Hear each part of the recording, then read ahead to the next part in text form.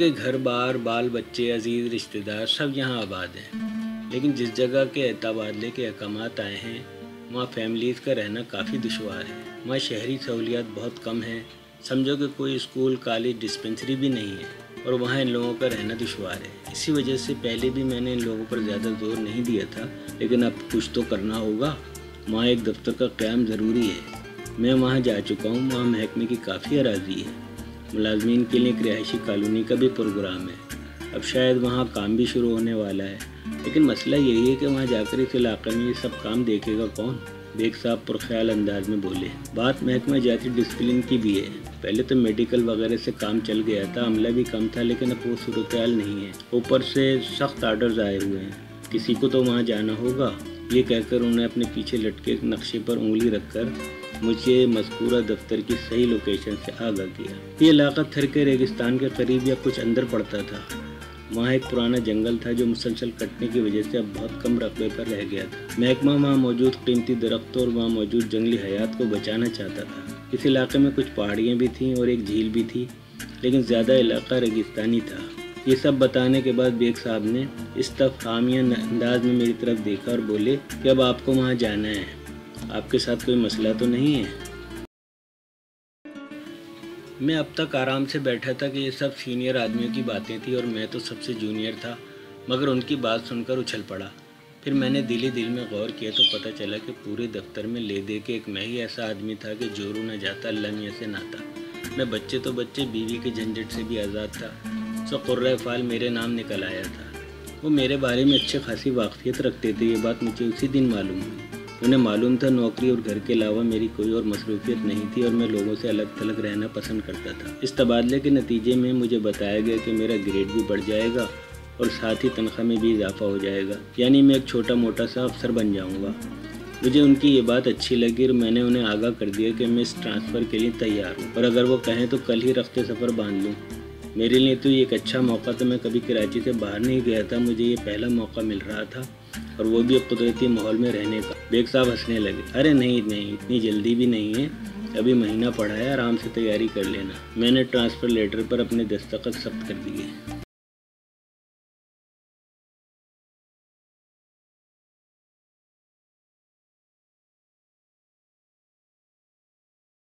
मैं अपने तबादले के ख्याल से बड़ी सनसनी महसूस कर रहा था, क्योंकि मैं हमेशा शहर में रहा था, यहीं पला बड़ा था।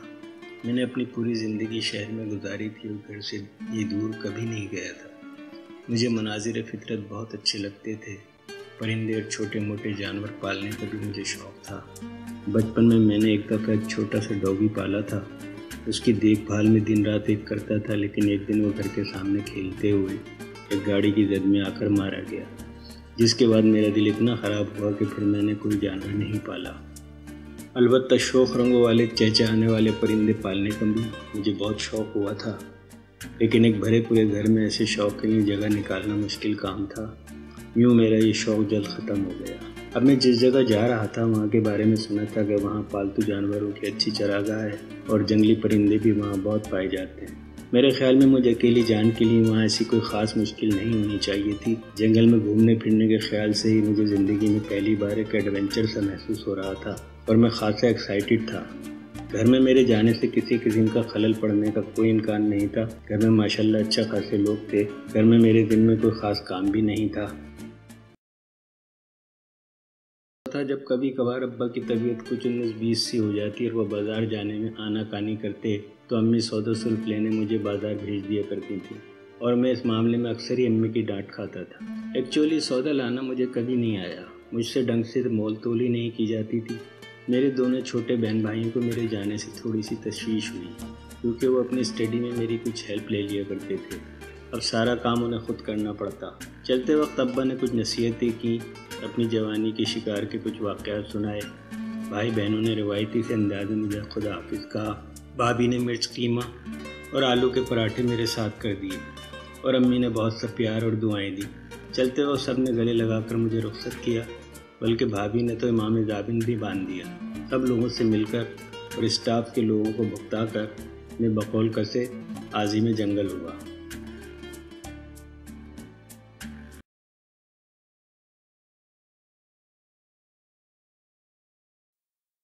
مجھے ایئر کنڈیشن کوچ کا مشورہ دیا گیا تھا، لیکن میں نے ٹرین کے سفر کو ترجیح دی تھی۔ مجھے بچپن ہی سے ریل کا سفر بڑا پراسرار اور رومانی سا لگتا تھا۔ یہ پہلا موقع تھا کہ میں ایک لمبا سفر بذریعہ ریل کر رہا تھا۔ کراچی سے آگے شہری آبادی ختم اور چھوٹی آبادیوں اور کوٹھوں کا سلسلہ شروع ہو گیا، پھر وہ بھی کم ہوتا گیا۔ کوٹری حیدرآباد سے گزرتے ہوئے گاڑی میرپور خاص پہنچ گئی۔ وہاں ریلوے جنکشن تھا، گاڑی خاصی دیر ٹھہری۔ اس سے آگے چھوٹے چھوٹے اسٹیشن تھے، گاڑی تھوڑی دیر بعد وہاں رک کے آگے بڑھتی رہی۔ یہ سب اسٹیشن دیہاتی زندگی کے عکاس تھے۔ اندرون سندھ کا اصل چہرہ میں پہلی بار دیکھ رہا تھا۔ مجھے یہ سب کچھ بڑا انوکھا، بڑا عجیب لگ رہا تھا۔ گویا یہ سب کچھ مجھ سے چند میل کے فاصلے پر ہمیشہ سے موجود تھا، لیکن میری اس سے آگہی پہلی بار ہی ہوئی تھی۔ گاڑی میں میرے ہمسفر اکثر دیہاتی تھے، کچھ شہری لوگ بھی تھے لیکن بہت کم۔ راستے میں کوئی خاص واقعہ پیش نہیں آیا اور میں خیریت سے اپنی منزل پر پہنچ گیا۔ اسٹیشن پر اتر کر میں نے ادھر ادھر نگاہ ڈالی تو لگا کہ جیسے اس جگہ میں اکیلا ہی کھڑا ہوں۔ یہ اسٹیشن بھی بس کیا اسٹیشن تھا، ایک پکا چبوترا اور اس کے ساتھ بنا ہوا ایک پکا کمرہ، بس۔ وہاں بھی شاید کوئی موجود نہیں تھا۔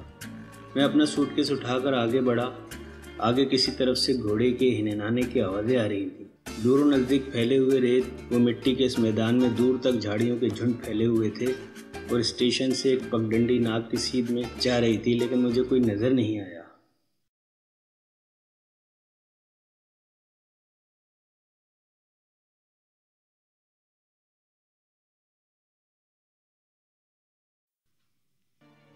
کچھ دور اور آگے گیا تو ایک جھاڑی کے سائے تلے ایک پرانی سی اجرک کے سائے میں ایک بوڑھا سو رہا تھا۔ اس وقت دوپہر کا وقت تھا، گرمی اور دھوپ اپنی جوبن پر تھی۔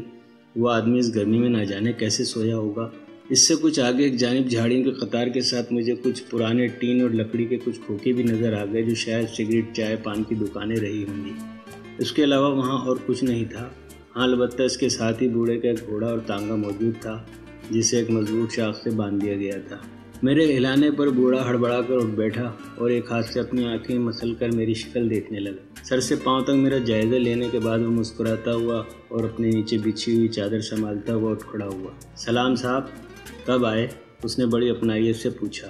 وہ 60 یا شاید 70 کے لگ بھگ رہا ہوگا۔ سر اور داڑھی کے بال ہلکے اور سفید اور مکرانی ٹائپ بمشکل میرے کندھے تک آتا ہوا۔ وہ میں کوئی خاص لمبا چوڑا آدمی نہیں۔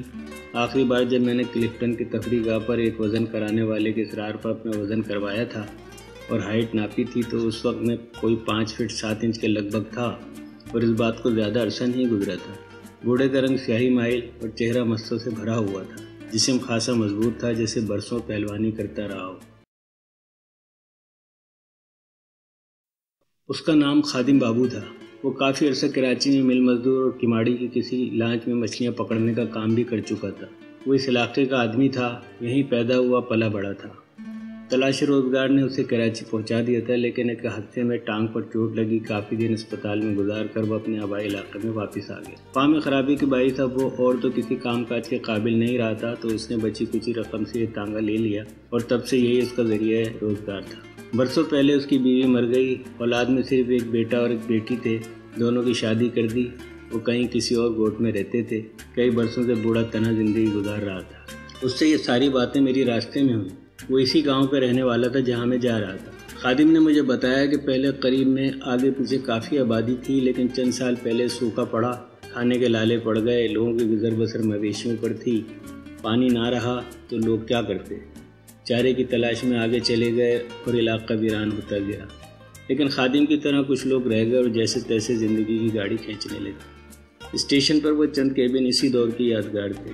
ان میں ایک کیبن خادم بابو کا بھی تھا، سگریٹ پان کا ایک کھوکا، مگر اب وہ اس کے لیے بیکار تھا۔ اب تو وہ سارا دن اسٹیشن پر یا گاؤں میں کسی جگہ پڑا رہتا۔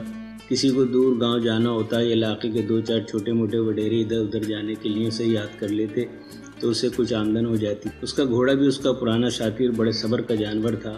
ادھر جو روکھی سوکھی اسے مل جاتی اسی پر گزارا کر لیتا تھا۔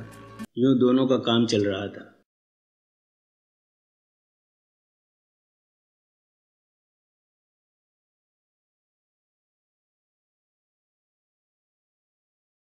پھر اترتے تھے، کبھی کبھی تو کئی دن کوئی سواری نہیں آتی تھی، لیکن خادم اپنی پرانی عادت سے مجبور تھا۔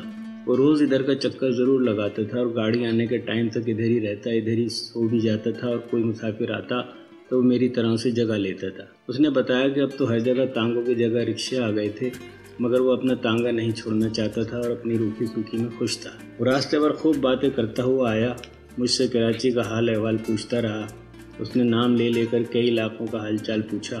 میں شہر میں بھی اتنا کہاں گھومتا پھرتا تھا، پھر بھی جیسے تیسے اس کے سوالوں کے جواب دیتا رہا۔